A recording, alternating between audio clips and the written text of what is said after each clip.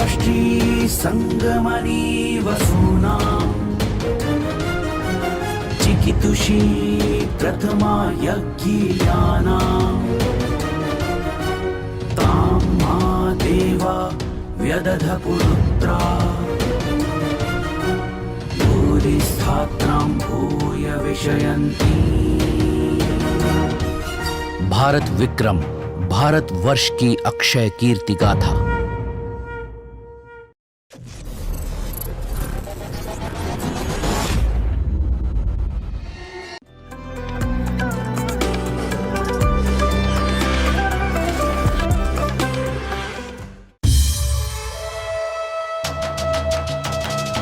जननायक गणनायक संवत्प्रवर्तक सहसांक सम्राट विक्रमादित्य की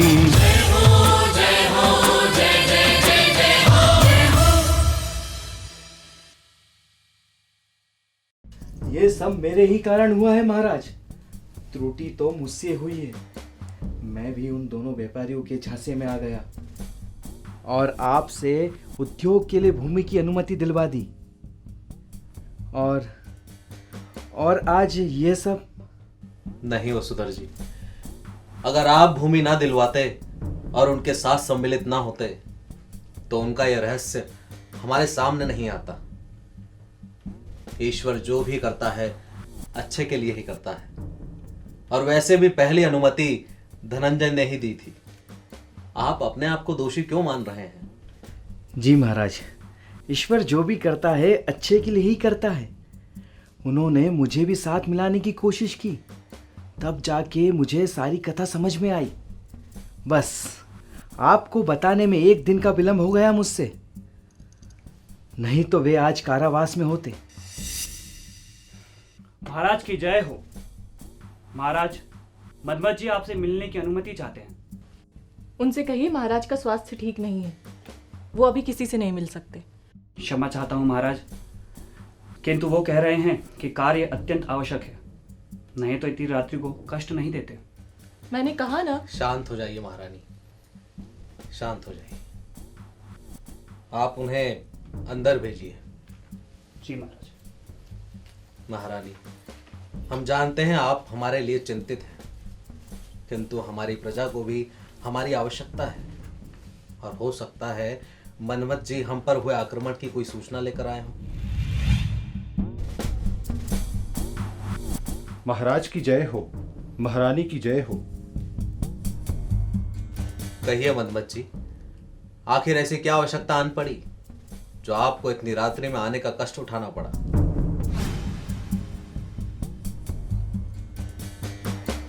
आप चिंतित ना हो, ये घर के ही व्यक्ति हैं, निसंकोच होकर कहिए।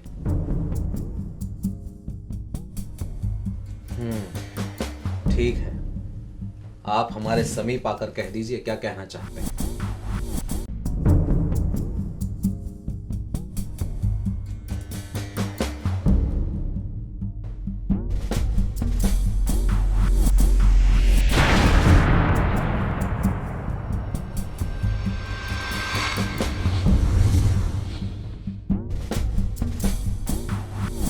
ठीक है, आप जा सकते हैं।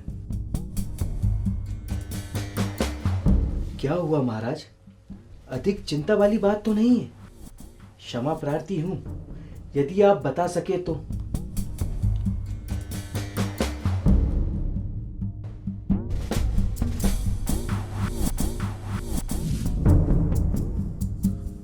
अपलक और चपलक दोनों के शव खंडहर में प्राप्त हुए हैं। महाराज, संकट अभी टला नहीं है। वसुधर ने बताया भी था कि उन्होंने आपको मारने की योजना बनाई थी। फिर आज आप पर हुआ आक्रमण और अब ये सूचना। मेरा आपसे एक निवेदन है। कहिए, क्या निवेदन है आपका? मेरा केवल आपसे यही निवेदन है कि कुछ दिनों के लिए आप रनिवास के हमारे महल में निवास करें। वैसे भी आपको हमारे साथ समय व्यतीत किए लंबा समय हो गया है। आशा है आप ना नहीं कहेंगे। हाँ, भगिनी ठीक कह रही है। हम भी यही निवेदन करना चाह रहे थे और आपकी सुरक्षा की कड़ी व्यवस्था कर देते हैं।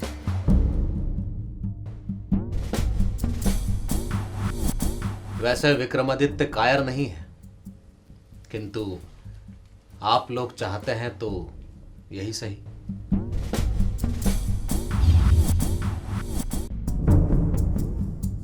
सम्राट विक्रमादित्य, महामंत्री धनंजय और उनकी हत्या का प्रयास, ये बात तो आपको याद ही होगी। आखिर ऐसा क्या हुआ कि सम्राट विक्रमादित्य अपने ही महामंत्री धनंजय और राज्य के व्यापारियों से भयभीत उठे? क्या सचमुच उन्हें कोई डर सता रहा था?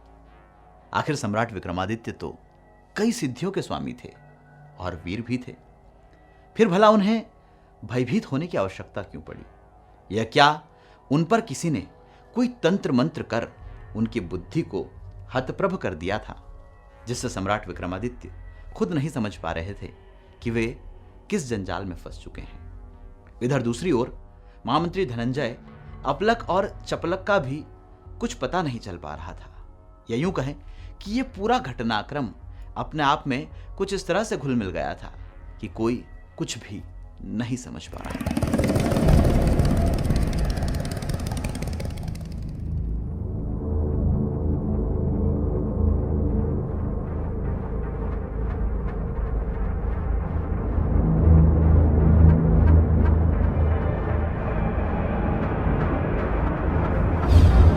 अब आप विश्राम कीजिए महाराज, भोजन के समय आपको जगा दूंगी। आज हमें पूरा 1 सप्ताह हो चुका है, किंतु हमें स्वस्थ करने की जगह आपने और वैद्य जी ने हमें अस्वस्थ बना दिया है। इस तरह तो हम अकर्मण्य हो जाएंगे। बस कुछ ही दिनों की औषधि और शेष रह गई है महाराज, उसके बाद आप पूर्णतः स्वस्थ हो जाएंगे और पहले की ही भांति राजकाज संभालने लगेंगे। औषधि तो हम ले ही लेंगे महारानी, किंतु कल सभा में हमारा उपस्थित होना अत्यधिक आवश्यक है। कल महामंत्री धनंजय और दोनों व्यापारियों की सूचना हमें प्राप्त हुई है और हमें वसुधर से भी इस विषय पर चर्चा करनी है। किंतु महाराज, वसुधर से तो आप प्रतिदिन यहाँ मिलते हैं, चर्चा तो यहाँ भी हो सकती है, फिर ये हट क्यों? महारानी, अब संपूर्ण सभा को तो यहाँ आमंत्रित नहीं कर सकते हैं ना, और फिर हमने वसुधर के विषय में कुछ निर्णय भी लिया है, उसकी घोषणा तो सभा में ही होगी। निर्णय? कैसा निर्णय? अब वसुधर जी को महामंत्री पद पर नियुक्त करना है तो उसकी घोषणा तो सभा में धूमधाम से ही होनी चाहिए। सच महाराज? किंतु ध्यान रहे, इसकी भनक उन्हें तनिक भी नहीं लगनी चाहिए। हम उन्हें आश्चर्यचकित करना चाहते हैं। बिल्कुल भी नहीं लगेगी महाराज, आप निश्चिंत रहिए।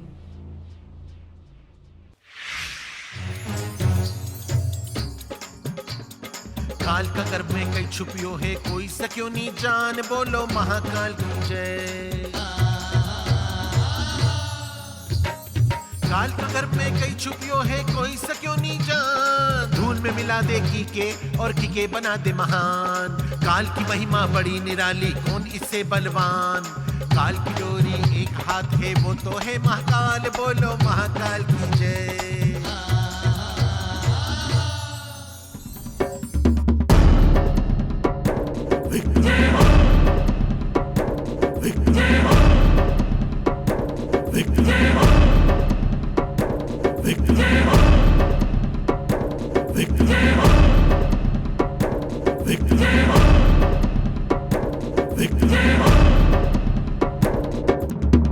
सभी प्रजाजनों और सभा में उपस्थित सम्मानित सदस्यों को अवंतिका के सम्राट भगवान महाकाल के भक्त विक्रमादित्य का प्रणाम। आज लगभग 1 पखवाड़े के पश्चात हम आपके समक्ष उपस्थित हुए हैं।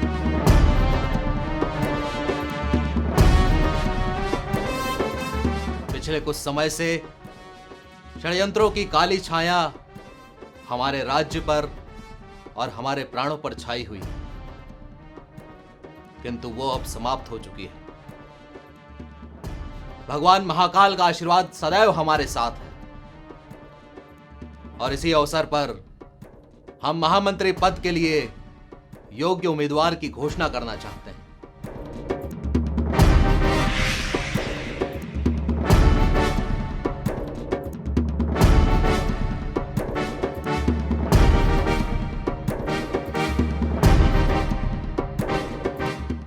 वो हैं हमारी तरह परम प्रतापी,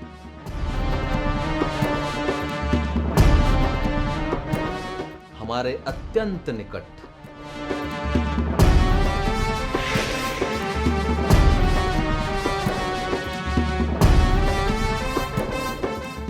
अत्यंत विश्वसनीय, हमारी प्रतिछाया समझिए, वो है श्रीमान महामंत्री धनंजय।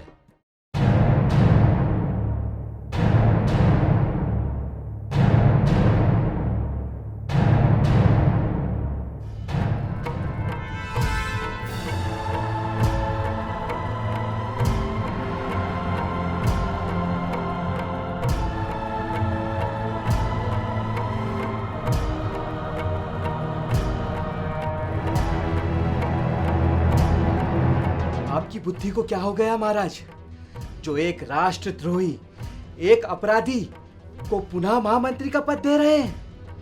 विनाश काले विपरीत बुद्धि। विनाश काले विपरीत बुद्धि, ये कहावत तुम पर एकदम सटीक बैठती है वसुधर।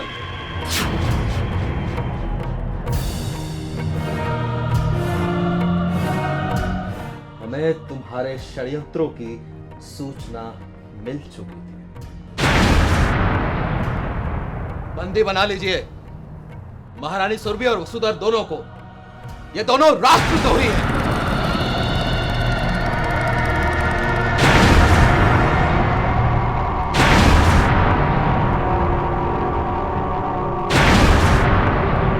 ये क्या कह रहे हैं महाराज आप? हमने क्या अपराध किया है? हम आपकी अर्धांगिनी हैं। आप हम पर और वसुधर पर अनावश्यक संदेह कर रहे हैं। बिना किसी साक्ष्य और साक्षी के आप हम पर आरोप लगा रहे हैं। मैं और मेरे भ्राता आता नहीं, प्रेमी कहिए महारानी, प्रेमी। विक्रमादित्य अंधेरे में तीर नहीं चलाता है। साक्ष्य भी उपस्थित हैं और साक्षी भी।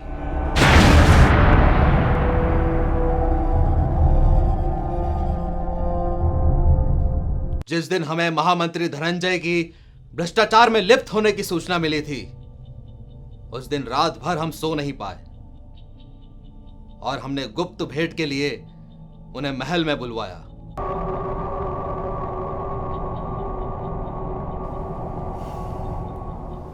महाराज की जय हो। महाराज, आपने बुलाया था। जी आइए। महाराज, आप कुछ व्यग्र और चिंतित दिखाई दे रहे हैं, और जहां तक मैं समझता हूं, आपकी इस चिंता का कारण कदाचित मैं हूं। ठीक कहा आपने। हम यही सोच रहे थे कि बात किस तरह प्रारंभ की जाए। महाराज, मैं भी आपसे अपने बारे में फैल रहे दुष्प्रचार के बारे में एकांत भेंट करना चाहता था, और आपने बुला लिया। कहिए, क्या कहना चाहते हैं आप? मैं कुछ कहूं इससे पहले मैं ये जानना चाहता हूं कि आप मेरे बारे में क्या सोचते हैं।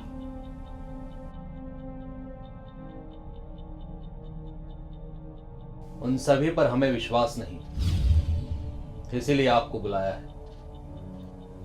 हम आपके मुख से सत्य सुनना चाहते हैं। तो महाराज, जो भी आप तक पहुंच रहा है वो एक भ्रम है, और सत्य यह है कि यह सारा षड्यंत्र आपके अपने राज परिवार के द्वारा रचा जा रहा है। जी महाराज, मैं भी इसी तरह चौंका था, लेकिन मेरे पास कोई प्रमाण नहीं था, और जब मैंने प्रमाण जुटाने का प्रयास किया तो मेरे विरुद्ध दुष्प्रचार प्रारंभ कर दिया गया। और आज स्थिति यह है कि आपके समक्ष इस तरह उपस्थित हो। और कौन है वो? महारानी सुरभि और उनके तथा कथित भ्राता वसुधर।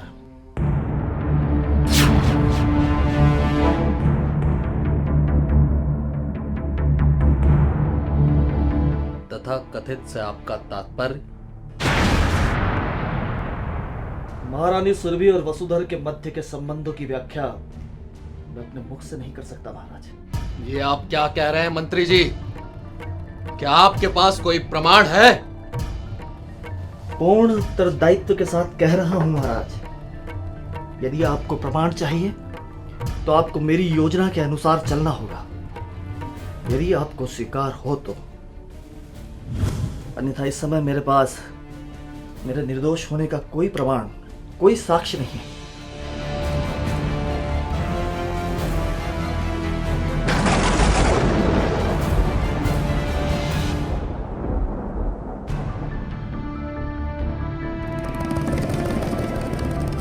और फिर महामंत्री धनंजय ने हमें अपनी योजना बताई और हम पर झूठा आक्रमण करवाया, और उस आक्रमण की सूचना महारानी सुरभि को दी गई, और उसी सूचना के आधार पर महारानी सुरभि ने वसुधर को बुलवाया, और फिर हमारी योजना के अंतर्गत महारानी सुरभि ने हमें अपने महल में प्रवास के लिए निवेदन किया, और उसी प्रवास के समय आपके द्वारा दी गई प्रेम भरी विष भरी औषधियों का सेवन हमने नहीं किया। महाराज, औषधि का समय हो गया है।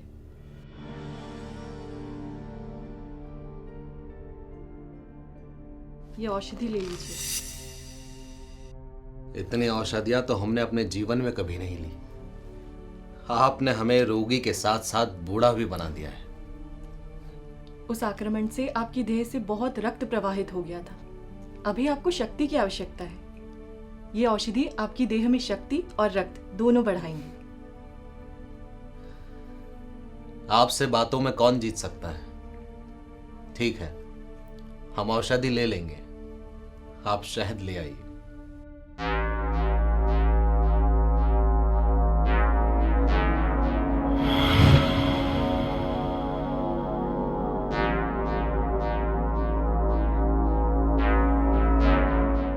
ये लीजिए शहद।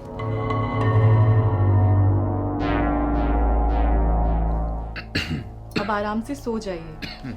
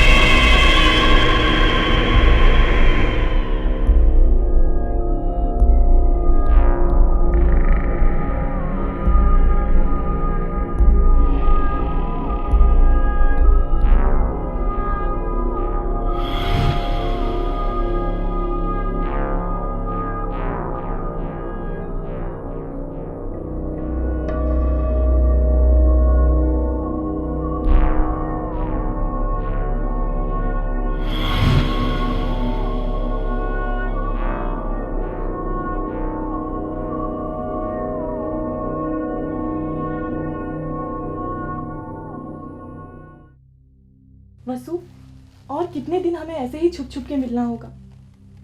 अब ये सब सहन नहीं होता मुझसे। बस कुछ दिनों की और बात है, फिर हम हमेशा हमेशा के लिए एक हो जाएंगे। फिर हमें यूं छुप छुप कर भी नहीं मिलना पड़ेगा। तब भी कितने दिन?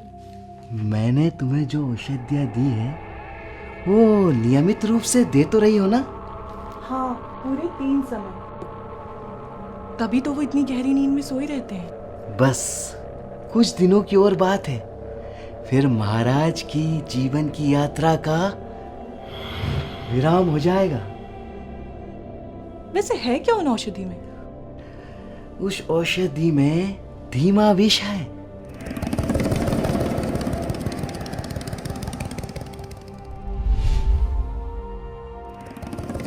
क्षमा करें महाराज, क्षमा करें। मैं वसुधर की बातों में आकर ये सब कर बैठी। क्षमा क्षमा करें महाराज, क्षमा करें। मेरी लालच में मेरी मृत्यु भ्रष्ट हो गई थी महाराज, क्षमा करें। क्षमा करें महाराज, क्षमा करें। क्षमा महाराज, क्षमा। क्षमा महाराज। महाराज क्षमा करें महाराज। महाराज क्षमा करें। राष्ट्रद्रोही के लिए विक्रमादित्य के राज में क्षमा का कोई भी प्रावधान नहीं है, चाहे वो स्वयं विक्रमादित्य ही क्यों ना हो। इन्हें आजीवन कारावास में डाल दिया जाए।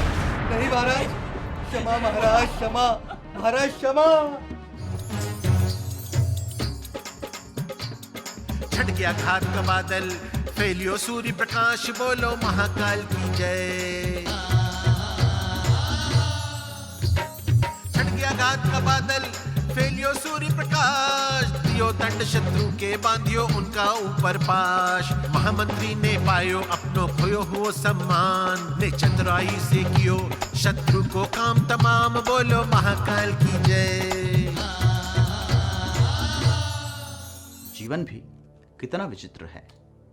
कई बार जैसा दिखता है वैसा होता ही नहीं। अब इस कहानी को ही ले लीजिए। महारानी सुरभि जो सम्राट विक्रमादित्य की अर्धांगिनी है, किंतु लोभ के वशीभूत होकर दूसरे पुरुष का स्मरण कर लेती हैं, उस पर मोहित हो जाती हैं। दूसरी ओर इस कहानी में हमें छल और ईमानदारी दोनों का ही परिणाम साफ तौर पर देखने को मिलता है।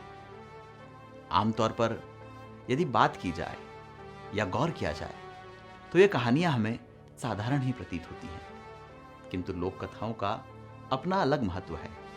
कहा भी तो जाता है कि आग वहीं लगती है जहां से धुआं उठ रहा हो। अर्थात यदि भूतकाल में कोई घटना हुई होगी तभी उन घटनाओं को समाहित किए हुए ये लोक कथाएं आज तक हम देखते, पढ़ते और सुनते आ रहे हैं। किंतु सम्राट विक्रमादित्य तो सम्राट हैं। बाबा महाकाल और मां हरसिद्धि का आशीर्वाद सदैव उन पर बना रहता है।